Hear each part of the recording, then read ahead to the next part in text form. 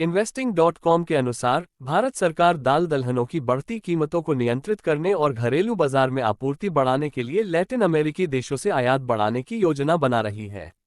Brazil से 20,000 ton उड़द और Argentina से तुवर का आयात किया जाएगा। भारत दलहनों का सबसे बड़ा उत्पादक और उपभोक्ता देश है, लेकिन 2023-24 में उत्पादन घटने का अनुमान है। दलहनों की खुदरा महंगाई दर अभी भी 17.71% है, जिसे कम करने के लिए सरकार प्रयास कर रही है। भारत वर्तमान में म्यांमार और अफ्रीकी देशों से उड़द और तुवर का आयात करता है। मसूर का आयात ऑस्ट्रेलिया और कनाडा से किया जाता है। घरेलू उत्पादन बढ़ाने के लिए भी प्रयास किए जा रहे हैं। दाल दलहनों की बढ़ती कीमतों को नियंत्रित करने और घरेलू बाजार में आपूर्ति बढ़ाने के लिए भारत सरकार लैटिन अमेरिकी देशों से आयात बढ़ाने की योजना बना रही है। इस योजना के तहत भारत ब्राजील से 20,000 टन उड़द और अर्जेंटीना से तुवर का आयात करेगा। ये पहल महत्वपूर्ण है क्योंकि भारत दुनिया का सबसे बड़ा दलहन उत्पादक और उपभोक्ता देश है। हालांकि 2023-24 के सीजन में उत्पादन में 10% की कमी का अनुमान लगाया गया है, जिससे कीमतों पर दबाव पड़ा है। फरवरी 2024 में दलहनों की खुदरा महंगाई दर 18.90% थी, जो मार्च में थोड़ी कम होकर 17.71% हो गई। सरकार इस दर को और कम करने के लिए प्रतिबद्ध है। वर्तमान में भारत म्यांमार और अफ्रीकी देशों से उड़द और तुवर का आयात करता है। मसूर का आयात ऑस्ट्रेलिया और कनाडा से किया जाता है। लैटिन अमेरिकी देशों से आयात शुरू करने से भारत के लिए आयात के विकल्पों में विविधता आएगी और कीमतों पर सकारात्मक प्रभाव पड़ने की संभावना है। इसके अलावा घरेलू उत्पादन बढ़ाने के लिए भी प्रयास किए जा रहे हैं। यह उम्मीद की जाती है कि इन उपायों से दलहनों की कीमतों को नियंत्रित करने और देश में दालों की उपलब्धता सुनिश्चित करने में मदद मिलेगी। पिछले 2-3 दिनों के दौरान हुई असामयिक वर्षा से मध्य प्रदेश के कुछ जिलों में रबी कालीन फसलों को नुकसान हुआ है, जिसमें जबलपुर जिला भी शामिल है, जहां गेहूं, मूंग एवं उड़द की फसल को क्षति पहुंची है। नमस्कार साथियों, आदिशक्ति सर्विसेज के YouTube चैनल में आपका स्वागत है। वीडियो को लाइक करें और शेयर करें। हमारे चैनल को सब्सक्राइब करें और घंटी की बटन दबाएं। उड़द की कीमतों में इस हफ्ते तेजी देखी गई है क्योंकि बिकवाली कमजोर है और लिवाली बढ़ रही है।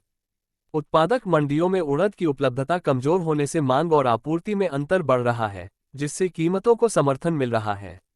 इस साल ग्रीष्मकालीन उड़द की बुवाई पिछले साल की तुलना में 23,000 हेक्टेयर बढ़कर 2.65 लाख हेक्टेयर हो गई है। बर्मा के निर्यातकों ने उड़द की बिक्री भाव बढ़ा दिया है, जिससे आयात महंगा हो रहा है और भारतीय बाजार पर असर पड़ रहा है। चेन्नई उड़द में FAQ में 275 रुपये और SQ में 175 रुपये प्रति क्विंटल की वृद्धि हुई है, जिसके साथ भाव 9,425 रुपये FAQ और 9,775 रुपये SQ प्रति क्विंटल हो गए हैं।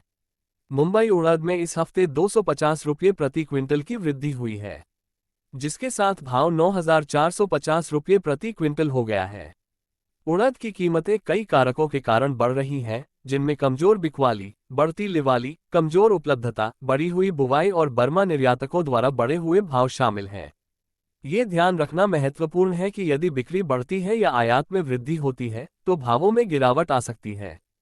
तुवर की कीमतों में उछाल, आयातकों पर सरकार का शिकंजा कसने की संभावना। तुवर की कीमतों में इस हफ्ते तेजी देखी गई है क्योंकि मंडियों में आवक कमजोर है और मांग मजबूत बनी हुई है। पोर्ट पर तुवर का स्टॉक कम है, जिससे स्टॉकिस्ट और दाल मिलों की सक्रियता बढ़ रही है और भावों को समर्थन मिल रहा है। बर्मा के निर्यातकों ने तुवर की बिक्री भाव बढ़ा दिए हैं, जिससे आयात महंगा हो रहा है और अंतर भी बढ़ रहा है।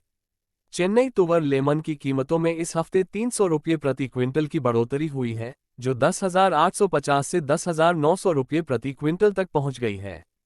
मुंबई पोर्ट पर अफ्रीकी तुवर की कीमतों में 500 से 600 रुपये प्रति क्विंटल की तेजी आई है, जो 10,450 से 10,550 रुपये, मोजाम्बिक सफेद 10,400 रुपये, गजरी 10,100 रुपये, मठवारा 10,400 रुपये, अरुषा 10,600 रुपये, बाबाटी और 11,600 रुपये, सूडान नई प्रति क्विंटल तक पहुंच गई है।